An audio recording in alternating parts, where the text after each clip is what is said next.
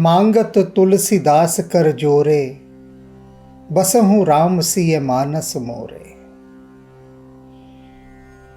भक्त की एक ऐसी स्थिति आती है कि जब उसे लगता है कि उसका इष्ट देव उसकी ओर देख ही नहीं रहा, न केवल देख नहीं रहा बल्कि उसकी उपेक्षा भी कर रहा है, उसकी ओर उसका बिल्कुल भी ध्यान नहीं है। वह कहाँ है, किस हाल में है, लोग उसे सता रहे हैं, मुसीबतें और बलाएं उसका पीछा नहीं छोड़ रही, किन किन बुरे हालातों से वह गुजर रहा है, इन सब बातों से बेखबर है उसका इष्ट देव। ऐसी स्थिति भक्त के जीवन में आ जाती है और वो खींच उठता है, इरिटेट हो जाता है, बहुत गिले शिकवे से भर जाता है अपने इष्ट देव के प्रति, अपार शिकायतें और उपालंब। और यह तुलसीदास जी के साथ भी यह वाला फेस अब आ गया है, इरिटेशन का फेस। ज्यादा लंबा नहीं चला, बहुत थोड़ा सा, क्षण भर का, लेकिन उस क्षण भर के उस फेस में भी, क्षण भर की उस मनस्थिति में भी उन्होंने हनुमान जी को जो खरी खोटी सुनाई है, जो खरी खोटी सुनाई है कि हनुमान जी की भी बोलती बंद कर दी। चुप हो गए हनुमान जी, कुछ नहीं बोले, सुननी पड़ी। भक्त की बातें तो सुननी पड़ती हैं भगवान को। तो हनुमान जी ने सब सुनी, चुपचाप सुनी, कोई प्रतिक्रिया नहीं की। अब जब प्रतिक्रिया नहीं की तो भक्त का हृदय फिर उदास हो जाता है, आत्मग्लानि और पश्चाताप से भर जाता है। इसलिए आज जो पद है और आने वाले 3 जो पद होंगे, इनको मैंने नाम दिया है आत्मग्लानि के पद, प्रायश्चित के पद, पश्चाताप के पद। कि भक्त जब भगवान को जी भरकर कोस लेता है, जितनी गालियां देनी है दे लेता है, भला बुरा कहना है, आड़े हाथों लेना है, जब सब कुछ करके देख लेता है, फिर वह सोचता है यह मैंने क्या किया, क्यों मैंने अपने इष्ट देव को इतना भला बुरा कहा। पछताता है बाद में। और ये तो साधारण भक्त हैं, देवऋषि नारद जैसे भक्त जो प्रत्येक क्षण, प्रत्येक श्वास पर नारायण नारायण जपा करते हैं, अपने आराध्य का सुमिरन किया करते हैं। उन्होंने भी भगवान विष्णु को ऐसी भिगा भिगा कर गालियां दी हैं, ऐसी भिगा भिगा कर गालियां दी हैं कि अनेक भक्त तो वो सुन ही नहीं सके। रामचरितमानस में आया था प्रसंग, कुछ भक्तों की मेरे पास प्रतिक्रिया आई कि हमने तो कान बंद कर लिए, हमें लगा हमसे पाप हो गया। ऐसी गालियां भगवान को नारद दे रहे हैं, नारद दे रहे हैं, हमसे तो सुनी भी नहीं गई, हमने कान बंद कर लिए। कुछ ने कहा हमने तो वो एपिसोड ही नहीं देखा। बचने का तरीका, साफ साफ बचने का तरीका। क्यों नहीं देखा? किसने मना कर दिया वो एपिसोड देखने के लिए जिसमें नारद भगवान विष्णु को भिगा भिगा कर गालियां दे रहे हैं? उनको इस समझ में नहीं आता गणित। उनके मन का वह कोना जो कभी भगवान को गालियां दे सकता है, उसने कहा बंद करो ये एपिसोड, बिल्कुल मत देखो। उसे डर था कि कहीं ऐसा ना हो कि भक्त उस एपिसोड को देख ले और देखने के बाद वो संभल जाए। तो वह जो संशय ग्रस्त मन भगवान को गालियां देने के लिए तैयार बैठा है, कहीं उसका पत्ता साफ ना हो जाए, अभी तो उसे गालियां देनी है। और वो भक्त जो ये सोचते हैं कि हम भगवान को कभी गाली ही नहीं दे सकते, हम कैसे ये एपिसोड देख लें जिसमें भक्त भगवान को गालियां दे रहा है, तो उसका विज्ञान समझ लीजिए कि मन में जो बैठा वो शैतान वाला मन है, वही नहीं देखने दे रहा, क्योंकि वो नहीं चाहता आप अवेयर हो जाएं, सजग हो जाएं, सावधान हो जाएं, अलर्ट हो जाएं।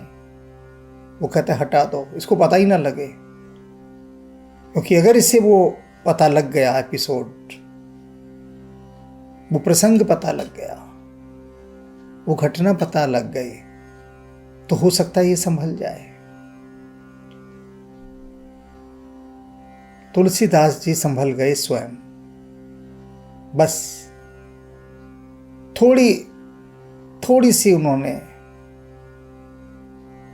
अपने इष्ट देव के परम सेवक हनुमान जी को गालियां दी हैं, फटकारा है, और अब उन्हें मना रहे हैं। मनाना तो होगा ही, वरना तुलसीदास जी का मन ही उनको नहीं बैठने देगा। तो अब मनाने के लिए वे जो बातें कह रहे हैं वे बड़ी सार्थक हैं, और उन बातों को कहते हुए भी वे बीच बीच में उलाहना भी दे रहे हैं। कह रहे हैं हनुमान जी से कि हमने आपको जो इतनी खरी खोटी सुनाई, क्यों सुनाई? हृदय से हम आपसे प्रेम करते हैं, चाहते हैं, तभी तो सुनाई हमने, अन्यथा कौन सुना देगा आपको इतनी बात? कोई नहीं सुना सकता। और आप जब सब कुछ जानते हैं, अंतर्यामी हैं, सर्वज्ञ हैं, तो यह भी जानते होंगे कि है तुलसीदास जिसने आपको इतनी खरी खोटी सुनाई, वास्तव में वह आपको हृदय से प्रेम करता है। ये तो बाहर बाहर का क्रोध था, जैसे कि मां अपने बच्चे को कितना क्रोध करके क्या क्या नहीं कह देती, किंतु क्या वह घृणा करती है अपने बच्चे से? जितना वो अपने बच्चे को डांटती फटकारती है, उससे अनंत गुना अधिक फिर वह प्रेम बरसाती है। तो यही इस समय मनोदशा तुलसीदास जी की भी है। बहुत कह दिए हनुमान जी को उल्टा सीधा। अब आने वाले 3 पदों में देखिए वो हनुमान जी को कितनी सुंदरता से मना रहे हैं। ये मनाना देखने वाला है। क्या कमाल की उन्होंने मनौती की है, मान मनौती की है। अद्भुत अद्भुत अद्भुत। तो आज हम उस मान मनौती की पहली सीढ़ी पर चढ़ेंगे। 3 सीढ़ियां आज पहली है, और इससे आगे जो 2 और रहेंगी उन पर भी यदि आप चढ़ गए बहुत कुछ पा जाएंगे, बहुत कुछ। गहरी से गहरी ये वो जगह है जहां खजाने दबे हैं। ये वाली हैं वो जगहें, जैसे कहते हैं ना, किस जगह खुदाई करके पानी मिलेगा। ये वो जगह है जहां खुदाई करके हीरे की खान मिलेंगे। तो अब खान की खुदाई का काम शुरू करते हैं। आइए। समर्थ सुवन समीर के तुलसीदास जी कह रहे हैं कि हे हनुमान जी,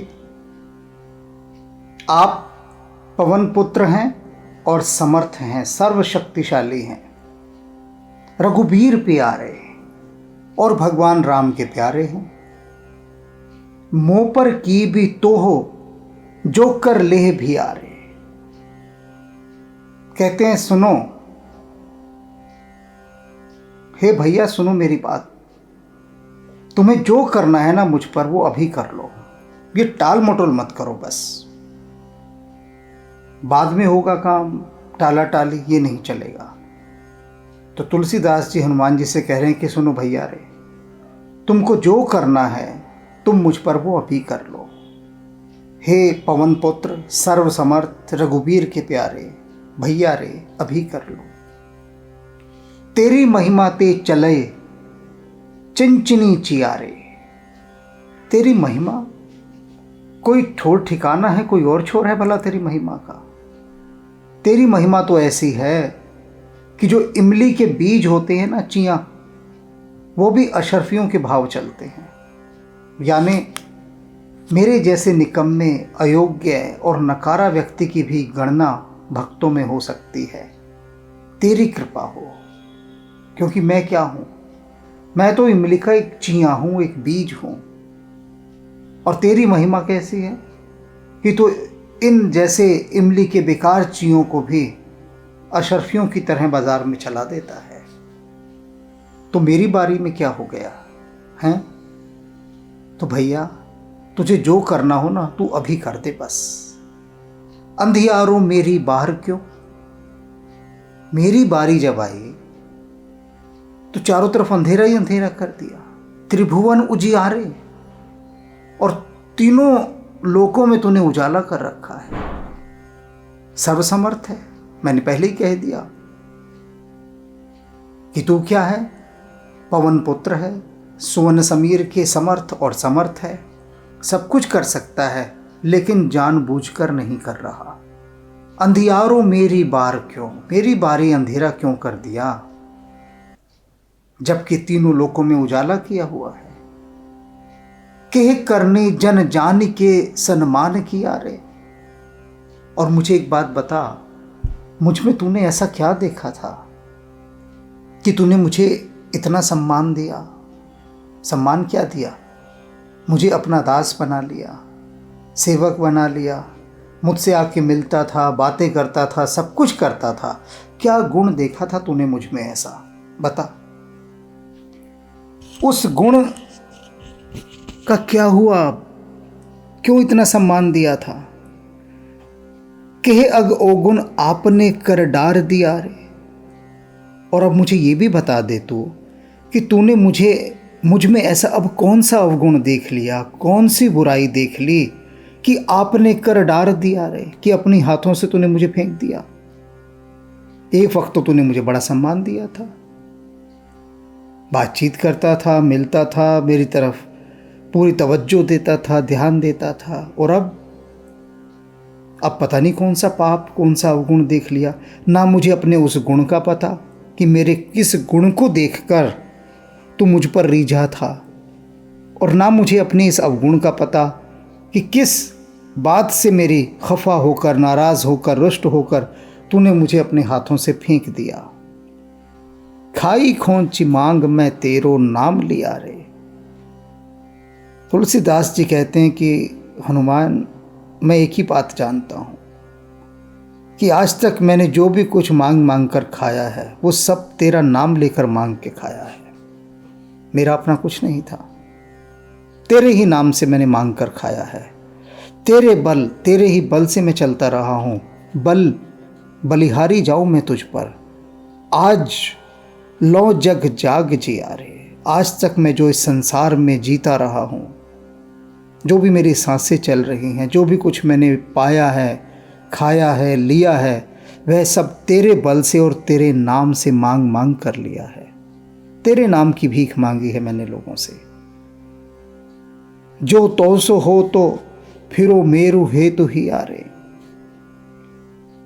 और अगर मेरा हृदय तुझसे फिर गया होता ना, मेरा हृदय तेरे से नहीं फिरा है, अगर फिर गया होता तो यह समझ रहा है कि मेरे मन में अब तेरी भक्ति नहीं रही।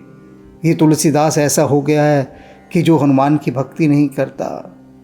अगर तू ऐसा सोच रहा है तो मैं तुझे बता दूं, जो तो सो हो तो फिरो मेरो हेतु ही आरे। अगर मेरा हृदय तेरे से फिर गया होता तो क्यों बदन दिखाव तो कह बचन इयारे। तो मैं तुझे अपना मुख दोबारा आकर क्यों दिखाता, कह बचन इयारे। मैंने तुझे कल इतने इयारे यानी कठोर वचन कहे, अशोभनीय वचन कहे, इतना मैंने गुस्सा किया कल तेरे पर, क्रोध किया, नाराज़गी व्यक्त की। तो इतना सारा आक्रोश व्यक्त करने के बाद भी अगर मेरे हृदय में तेरे प्रति भक्ति भाव नहीं होता तो मैं दोबारा मुड़कर आकर क्या तुझे अपनी शक्ल दिखाता?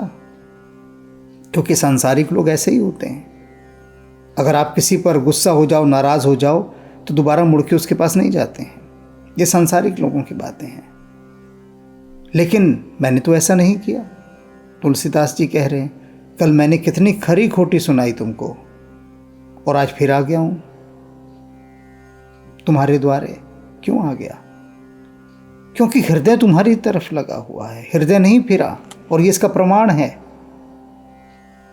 बच्चा कितना क्रोध करता है अपने माता पिता पर, क्या क्या नहीं कहता, पर थोड़ी देर में अगर माता पिता दिखाई ना दें तो रो रो कर बेहाल हो जाता है, और फिर उन्हीं की खोज में जाता हुआ उन्हीं की गोद में चला आता है। तुलसीदास जी कह रहे हैं, यही हाल मेरा है। मैं भी उसी बालक के समान तुझे बहुत मैंने इयारे वचन सुनाए, बहुत खरी खोटी सुनाई, लेकिन तेरे अलावा मेरा कोई ठोर ठिकाना है ही नहीं। अब आ गया हूं तेरे पास फिर से। तो सो ज्ञान निधान को सर्वज्ञ बियारे। और कौन है ज्ञान का सागर तेरे अलावा? सर्वज्ञ है तू, तो सब कुछ जानता है। तू जानता है तुलसीदास के मन को कि मैं तुझसे विमुख नहीं हूं।